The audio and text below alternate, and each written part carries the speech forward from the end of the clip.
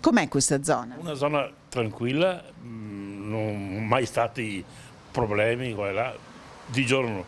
Poi di sera non si sa, perché di sera stiamo un po' a casa anche, ma di solito non è mai successo niente qua. La preoccupa questo omicidio alle 8:30 di sera? Beh, insomma, un po' sì, anche perché siamo in una zona piena di questi personaggi.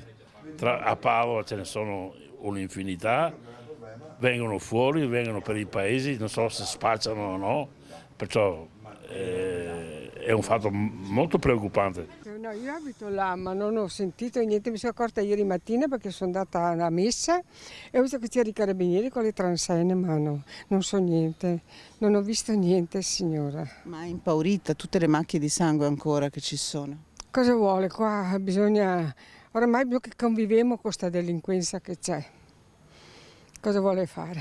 È molto cambiato il quartiere? Tanto, pensare una volta che era bellissimo, tranquillo, adesso si ha paura di uscire alla sera.